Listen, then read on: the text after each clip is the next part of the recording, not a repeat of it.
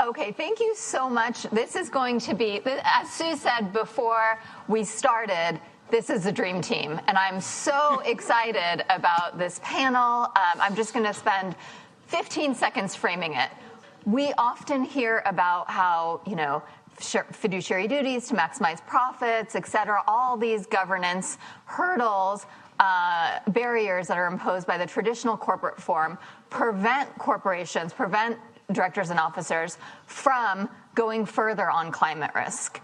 And so today we're going to talk about the new corporate forms and the risks and the opportunities of the new forms. So with that, I will turn it over to our panelists to introduce themselves and to talk about their expertise with respect to corporate form. Okay. I'm Andy Winden. I'm a professor at the University of Oregon School of Law, previously at Florida, previously in the Corporate Governance Institute at Stanford. Before going into academia, I was a practicing corporate transactional lawyer for about 20 years, the last 10 of which were as a partner at Morrison Foerster. And hi, I'm Suze McCormick, and thank you all for being here. It is a shit show out there if you look at the markets, if you look at what Trump is doing, if you look at anything else, and we are here to be positive and to talk about corporate governance and corporate form as a tool really to help solve the climate crisis. I'm a partner at MoFo. I teach at Berkeley a class called Climate Governance.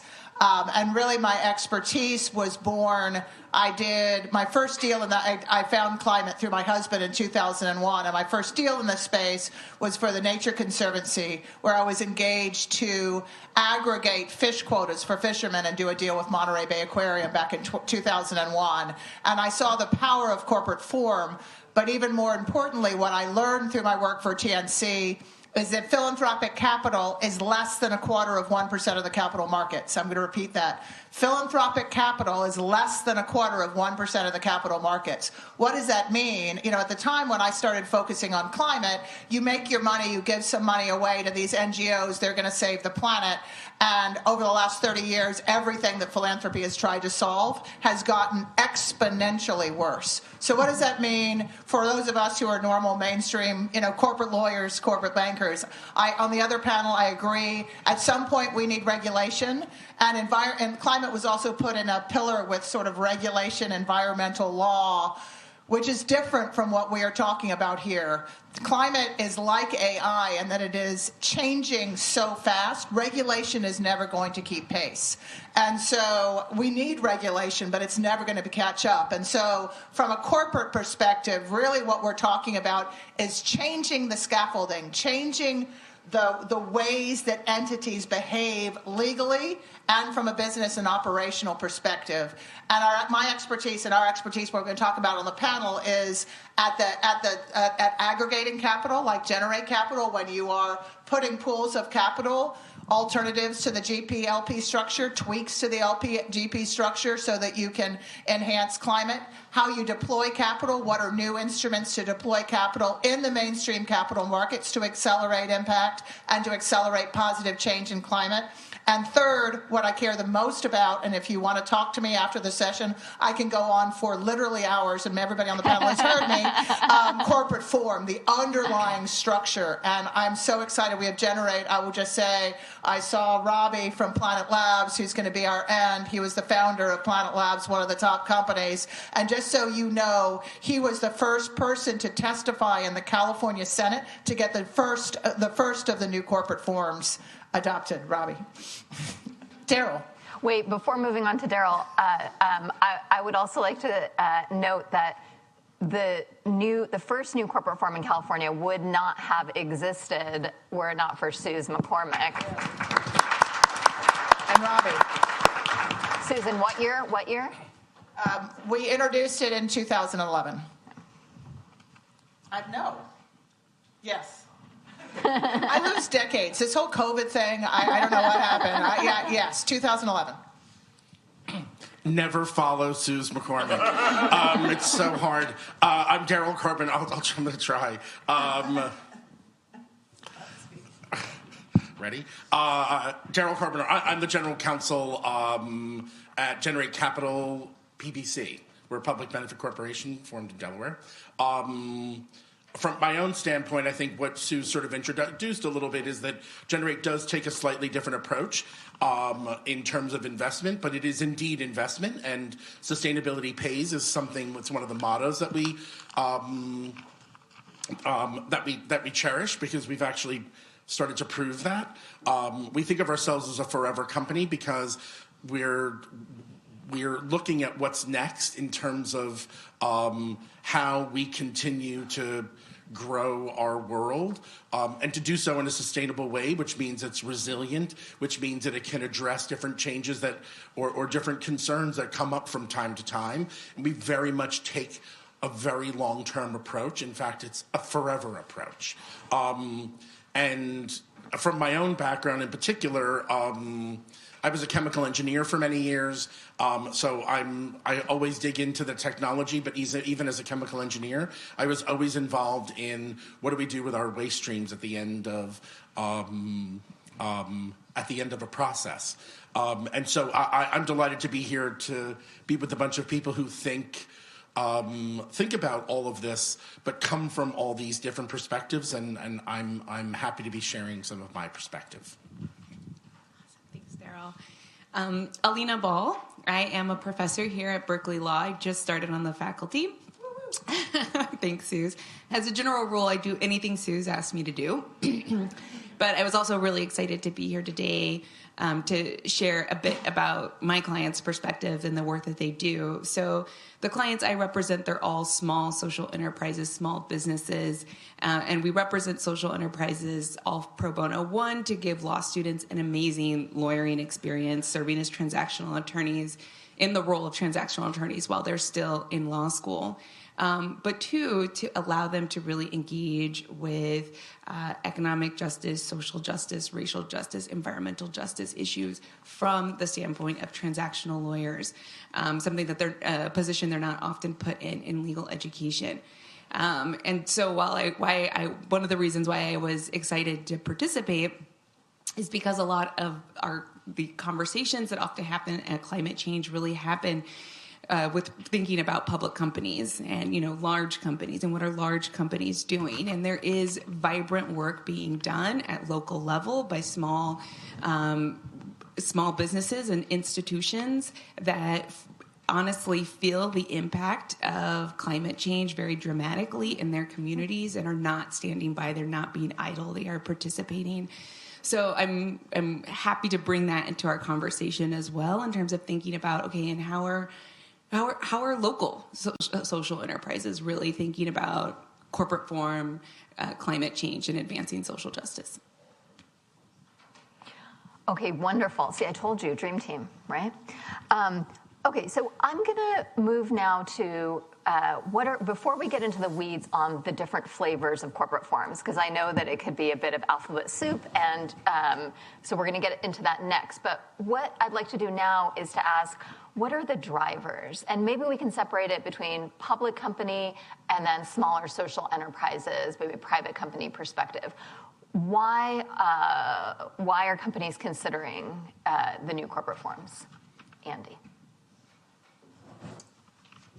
Well, because the current corporate form is unsatisfactory from the perspective of pursuing purpose, and because of the challenges that you mentioned earlier about the underlying corporations law expecting directors to maximize the value of the firm, ultimately maximizing value for shareholders, which oftentimes will conflict with purpose. So these new forms promise the opportunity to focus on purpose as well as profits. That's the whole point of the public benefit corporation. I guess what I would say is, and maybe this is jumping ahead a little bit, but the key challenge, there are two key challenges for corporate founders, directors who want to pursue purposes including climate-friendly operations, which are shareholder lawsuits for breach of fiduciary duties and shareholder elections of the directors of the corporations. And the public benefit corporation form solves the first of those two issues by giving corporate directors some cover when they are balancing both profits and purpose. It does not solve issue number 2, especially if you are a public company listed in the public capital markets, where shareholders can vote out a board of directors that is focusing too much on purpose. So you need to have additional solutions for that, and I think that that's where trusts, for example, come in, the perpetual trust form. But we can talk about that more later. Okay, great. Oh, go.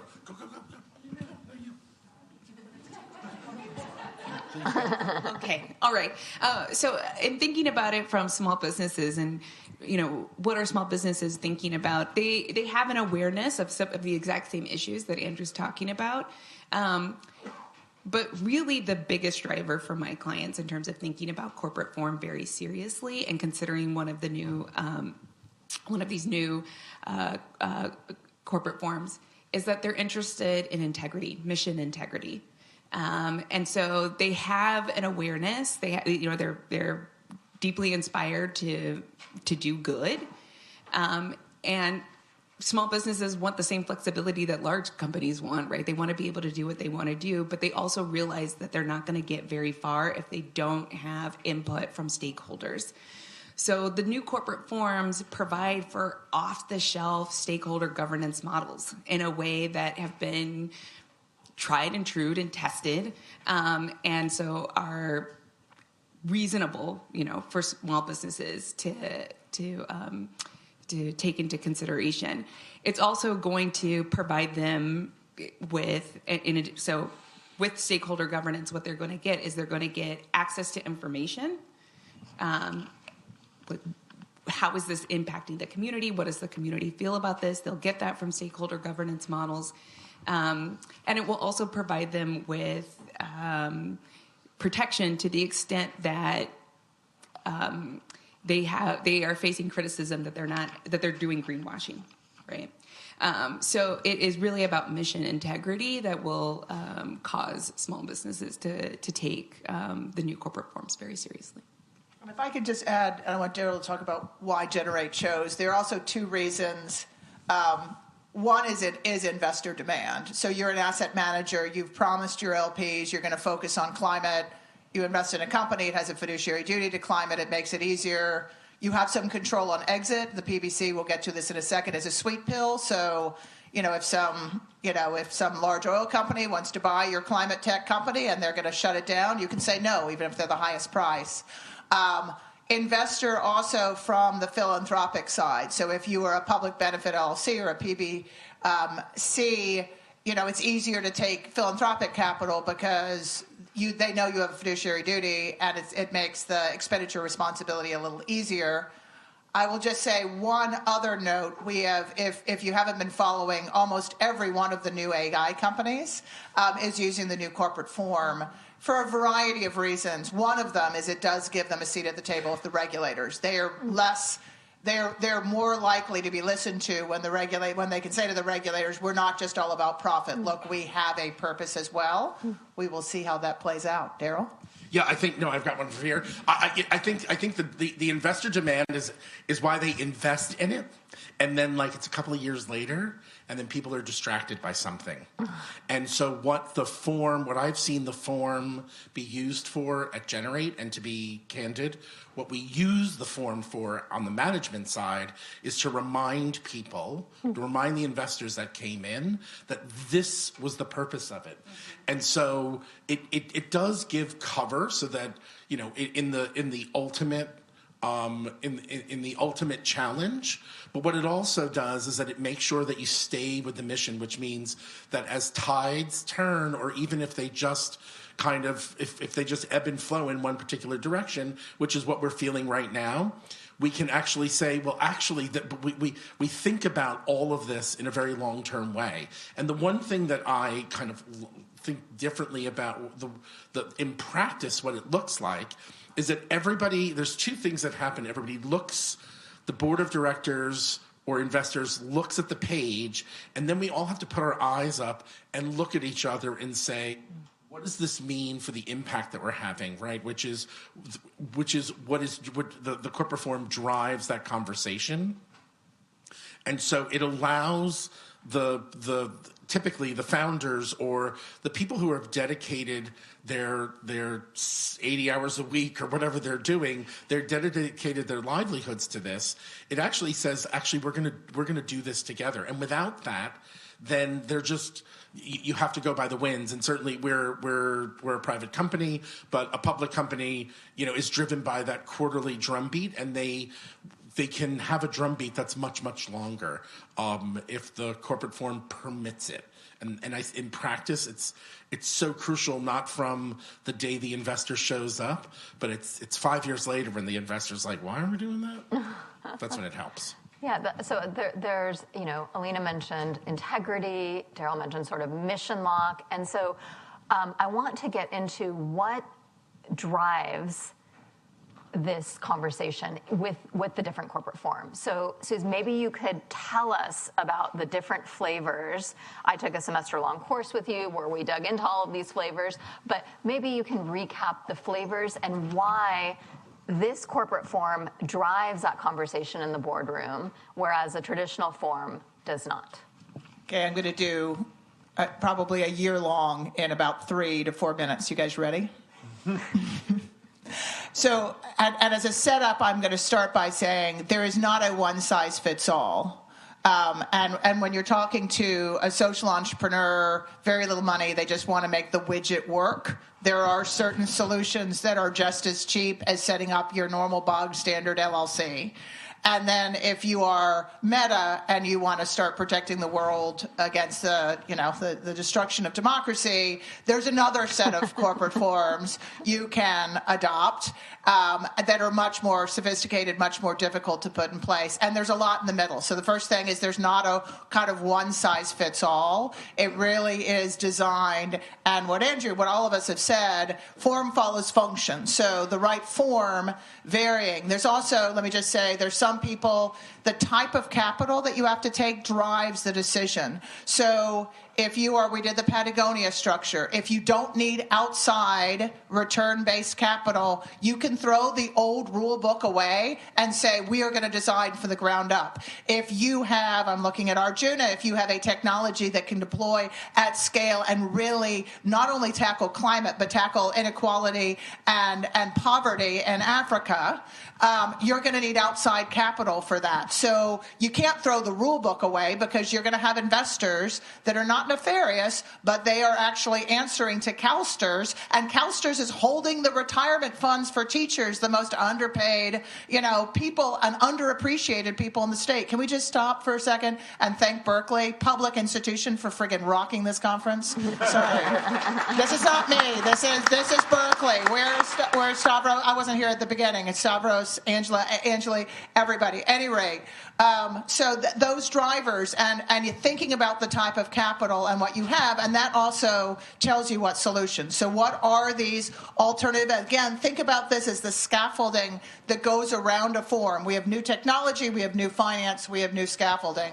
Number one is the Public Benefit Corporation. Planet Labs generate capital. There are 22 publicly traded. There are many, many small entrepreneurs. This is where you have a dual fiduciary duty. A board has an equal fiduciary duty to a shareholder-agreed public benefit as they do to return capital. There's the Benefit Corporation, which in many states is a travesty of corporate law, but and it is designed to legislate good. If you are a benefit corporation in most states, like California and New York, you're actually required to have a fiduciary duty to a laundry list of environmental, social, and governance goals. Doesn't really work at scale, but it does work. Patagonia is a California benefit corporation. I wouldn't rule it out altogether.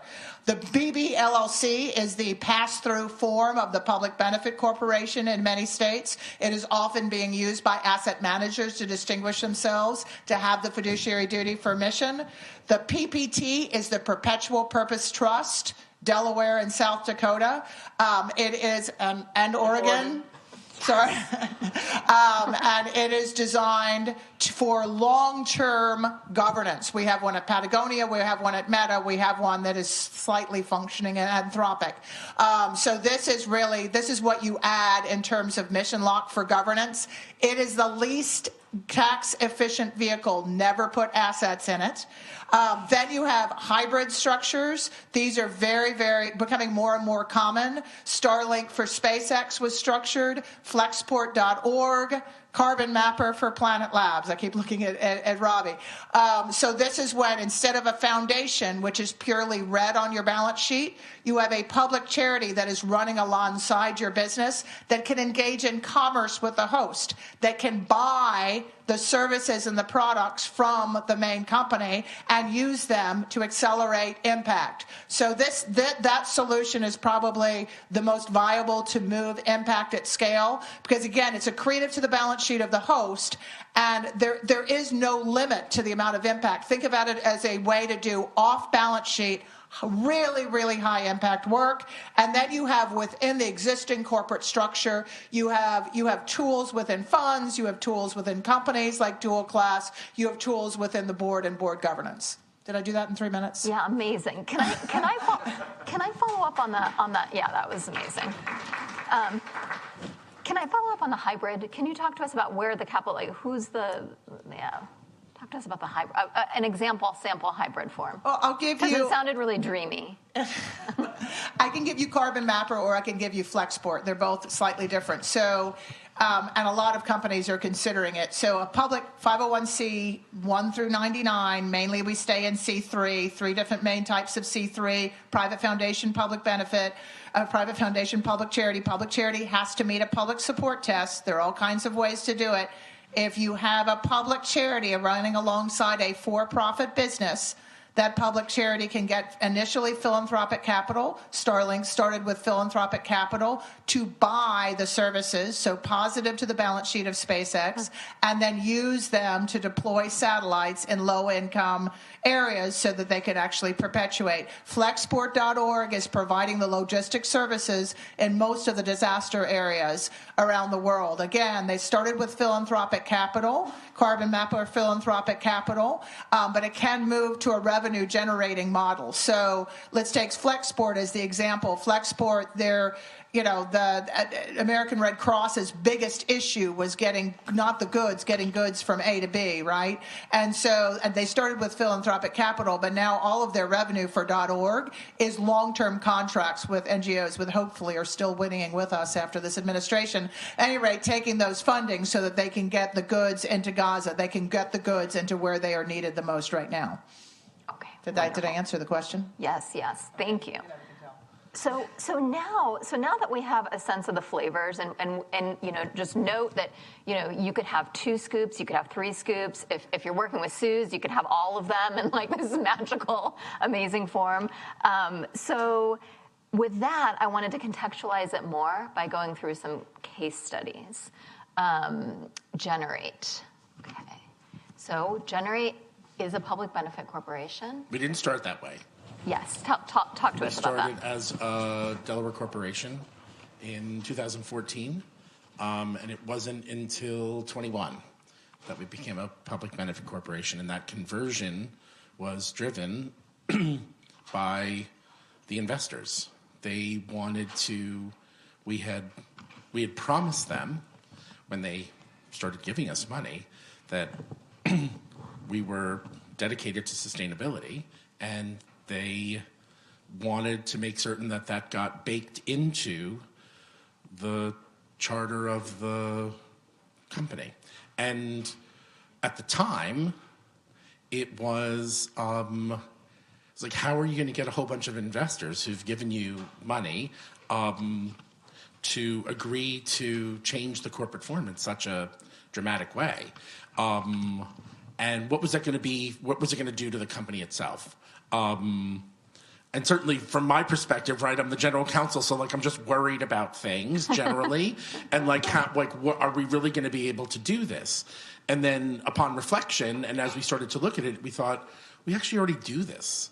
Like it's actually the way we're operating And so, in some ways, why not just get the benefit of it, right? Of the PR part of it, but it was also like it was a way for even us to codify.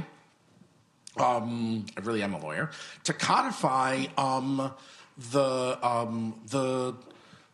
mission and the things that we were doing, and it's become this really like everything we do, we pass through this lens, and I work with, there's now 270 or 80 of us, who this is what they want to do, right? They want to pass everything through this lens.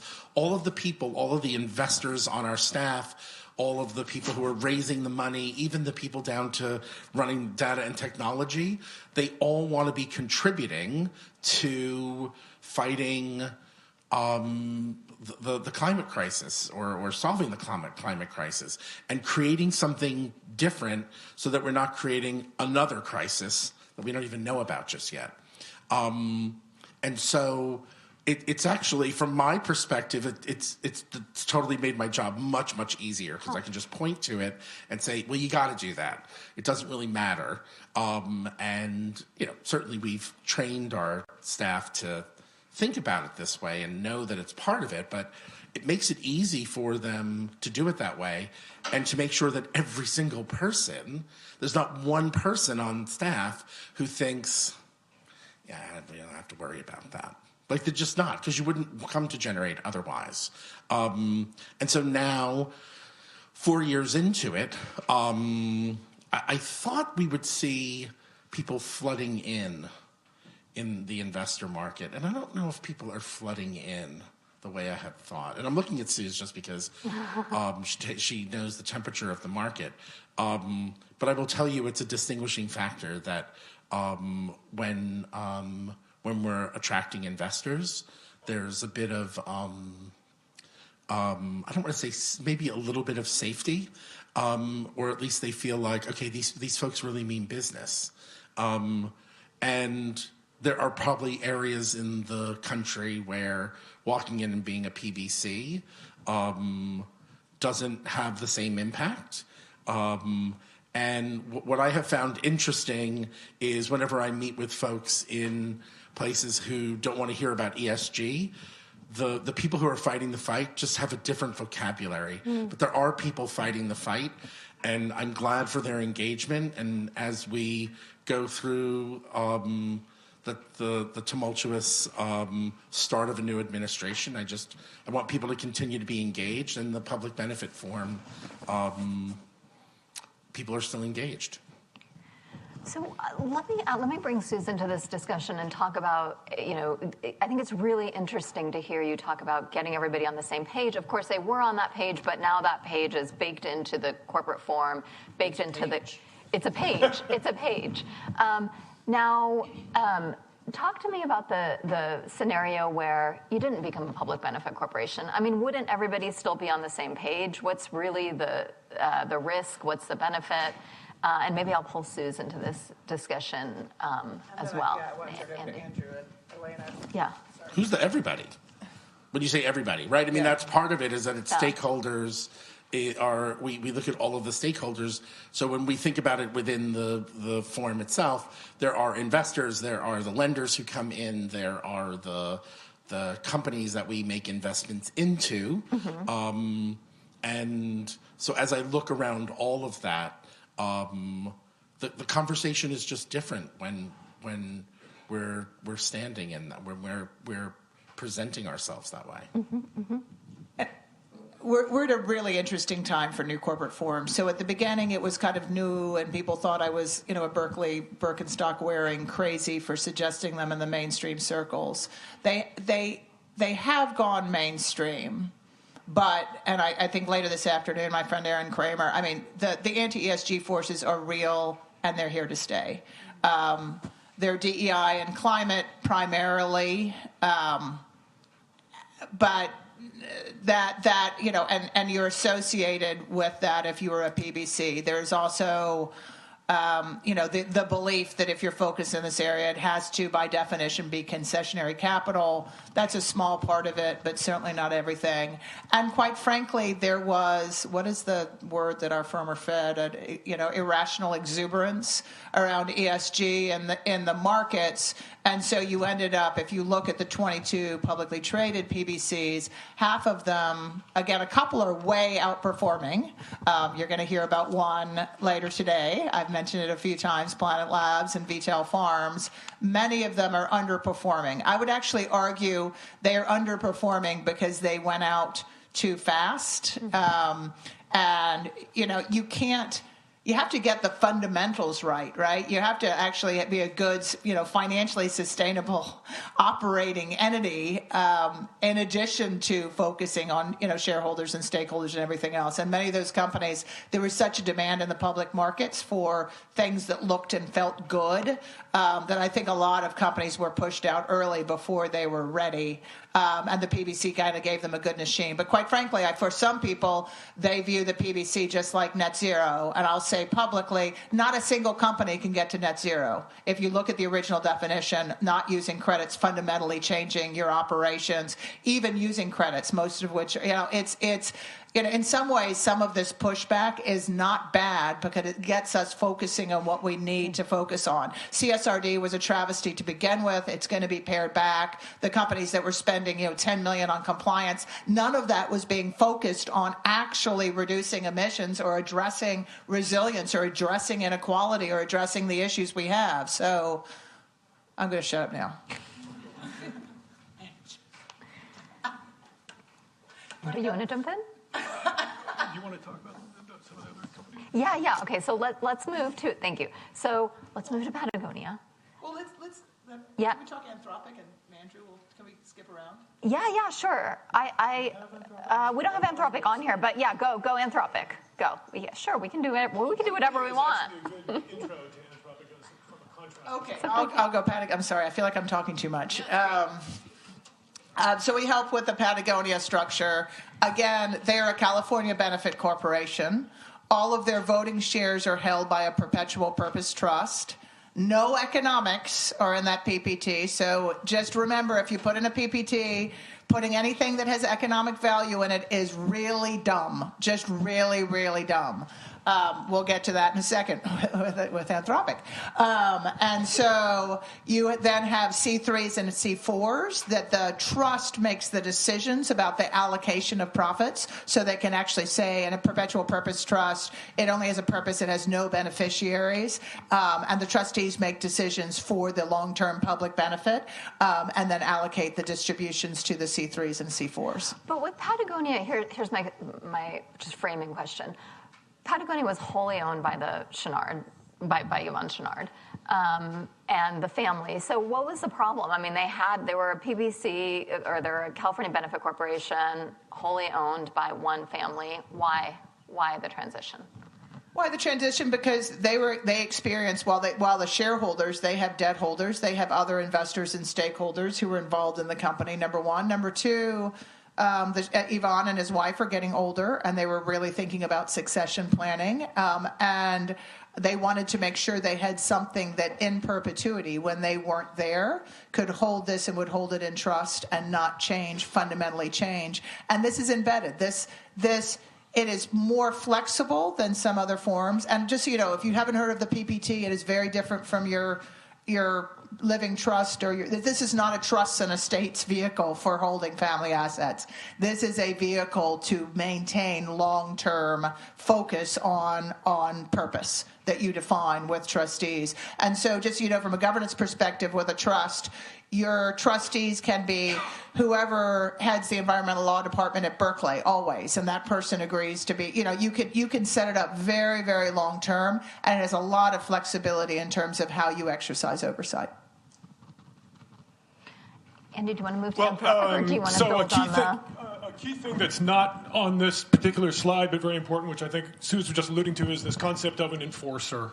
So In a traditional common law trust, the enforcer is the beneficiary of the trust. In fact, under common law, a trust is required to have a beneficiary in order to be treated as a trust by the courts. So in order to not have a traditional beneficiary for a trust, you have to have a statute that says that you can create a different kind of trust that doesn't have a beneficiary, but you still have to have an enforcer. And this is the Delaware statute, which is highly flexible and was used by Patagonia, used by Anthropic and other places.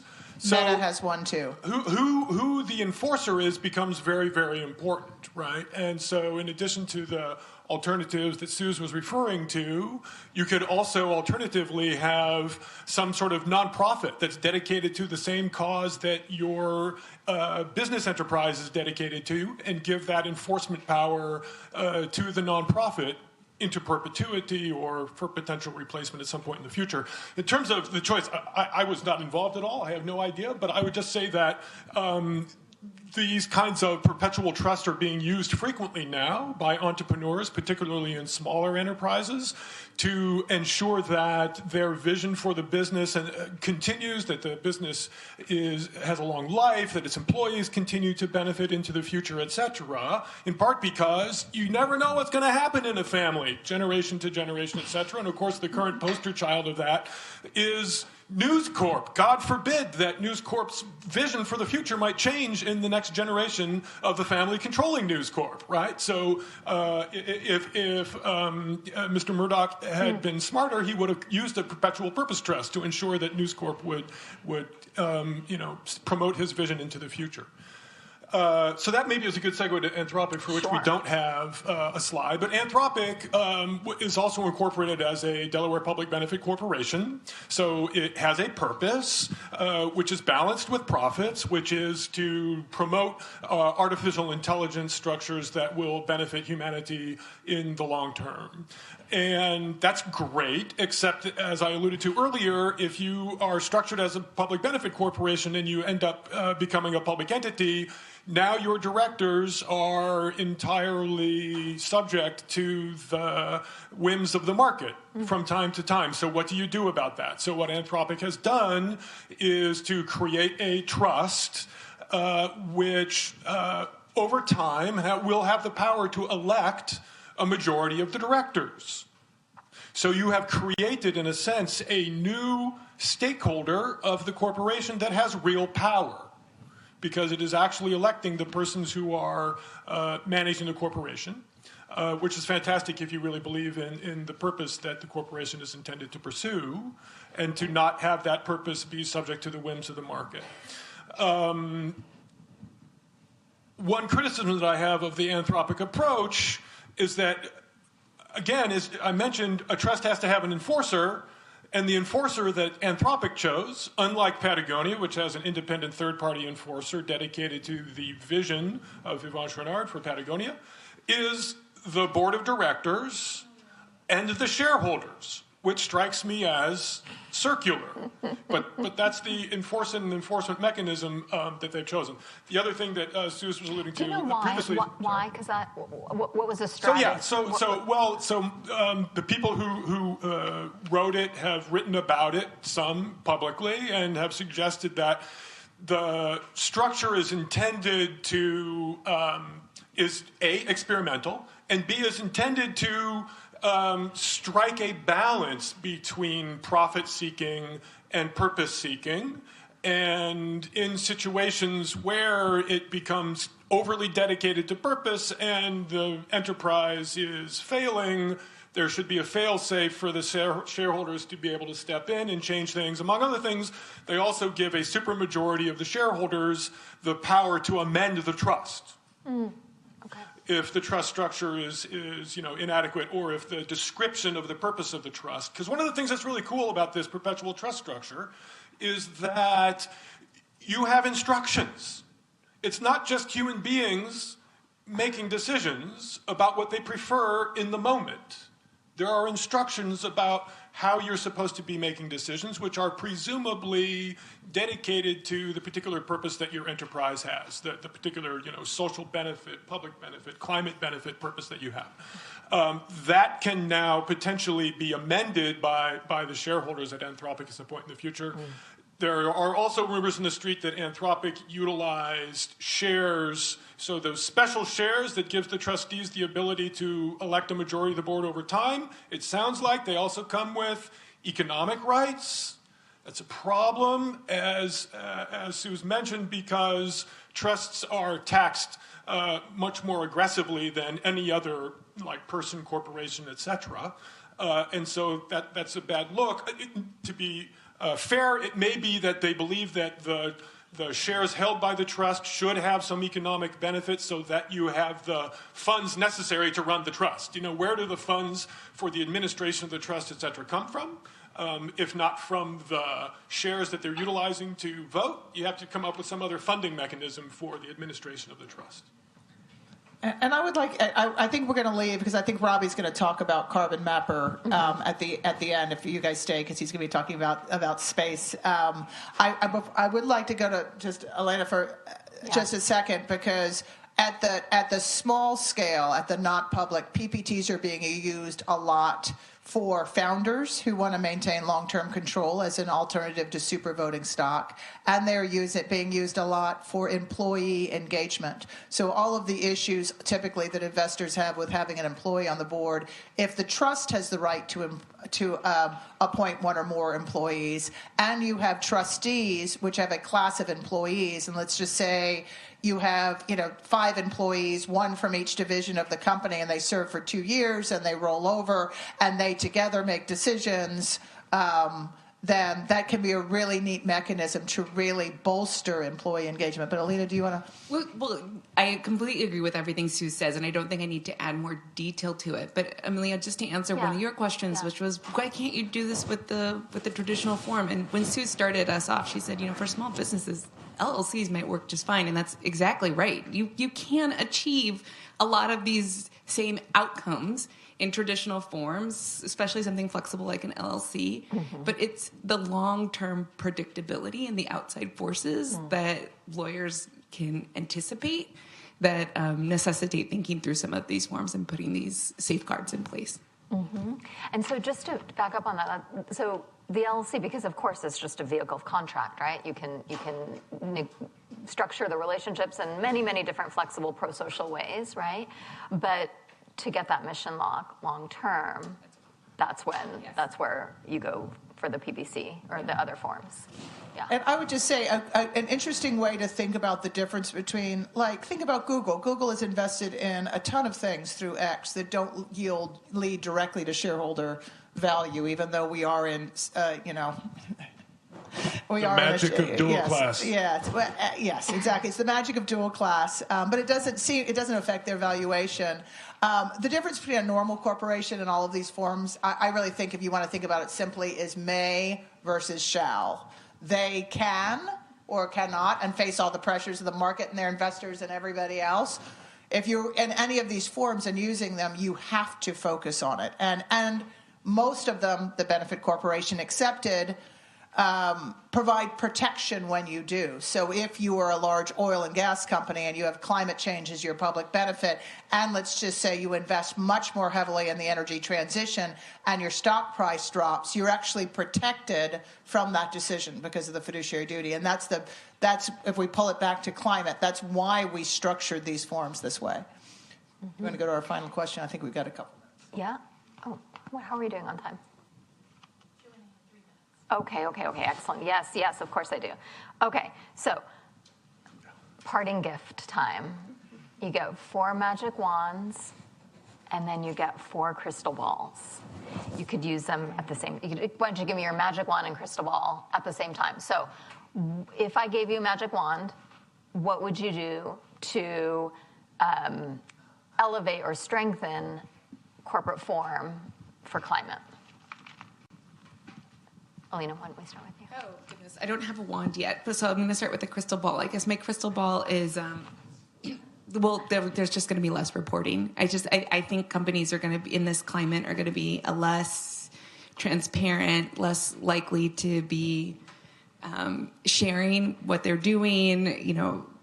this is the benefits of it. These are the negatives of it. So that's one of my concerns. I just think everyone just feels a bit more scrutinized and a bit more under siege right now. And I think outside of, really close company, there's just going to be a lot less sharing going on, which would be, if it happens, I hope it doesn't, but if it happens, I think would be worse for the market.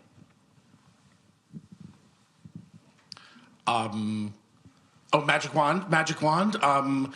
That people weren't requiring all of this to be quantified, and actually that we were taking the time to take a qualitative look at everything, right? Like we have, I'm always, I work with a bunch of finance people, and, I don't get excited about many things, but I love math, and I love that it gets put into numbers. But at some point, like, people want to create sort of scales and ratings, and how are we going to look at this investment in terms of its impact on the energy transition? It's like, you can't just take a whole bunch of numbers and make it into something. There has to be qualitative analysis, and we have to be fine with it. We actually have to weigh that rather than always trying to quantify it. But in terms of that's the magic wand, right? Mm-hmm. So that everybody would weigh those things equally. And the crystal ball, I had it just a moment ago. The crystal ball is actually, people are going to look back and say, why did we need to grow in so many different directions? Why didn't we slow growth in order to address climate change? I've got 3 really quickly magic wands. You deserve them. Climate is not an exempt purpose. Let that sink in. There are 7 exempt purposes for which you can use philanthropic capital in this country. Because the rules were written before Rachel Carson's Silent Spring, environmental is not there. So my magic wand is we got to get it in there, because every nonprofit that is focused on climate and is not tied to one of the other exempt purposes like science or education is screwed right now. Number 1. Number 2, I'm sorry for all of you asset managers in the room. Capital gains on carry needs to go, and tying carry to impact is a big one, which I think could affect real change. And the third, this is my idea, if anyone has an in with Elon Musk and Doge, for the government that wants to save money, instead of wiping out whole sections of the government, why don't we have government procurement that requires companies to be a BPBC with a dual fiduciary duty? If every company was focused on, healthcare, real healthcare, in addition to making money for pharmaceutical or inequality, or that could save the government a shit ton of money, and that's a legal term, shit ton, more than like the $2 billion or something that Elon may have scraped together from USAID. Come on. In reality, we're in for a really rough couple years here, and we got to all band together. I do want to say on corporate form, we're pure play corporate lawyers. I am a real geek about this stuff, and corporate law hadn't changed fundamentally for like 150 years, and like in the last 15 years, it has changed completely. That is really exciting. So the fact that we have a few headwinds, come on, we're going to just keep going. Andrew? So in keeping with, so I'm going to try to come up with a couple of ideas that are even more offensive than Sue's proposals, which is a challenge. But in keeping with Daryl's idea that what we really need is a mindset shift, a cultural shift. A couple of thoughts in terms of magic wands. One is, I think that I would make all corporations required to be incorporated as public benefit corporations. All of them, every single one of them. With the idea that it's the old saw that what gets measured gets managed, right? And one of the beauties of the public benefit corporation is that you must elucidate, you must enunciate a purpose that you have, that you are measuring and reporting on. And I'm okay with it being like squishy measures as opposed to specifically quantifiable measures. But the point is that you're thinking about a purpose beyond just profitability.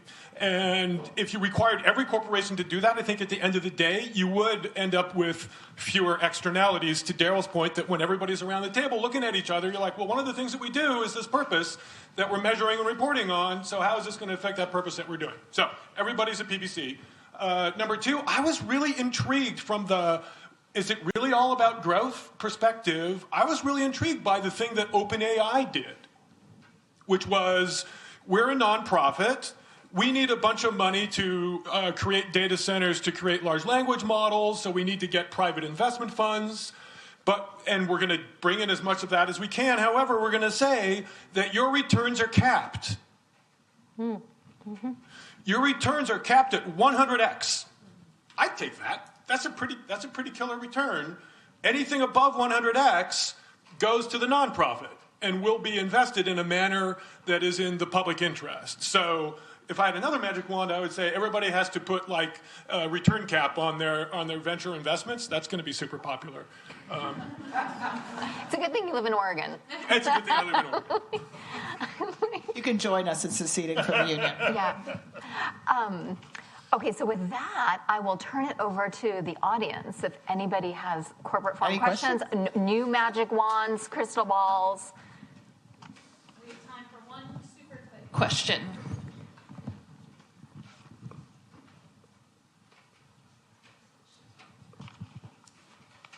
Hi, Teresa Kong, Independent Director at Impacts Funds.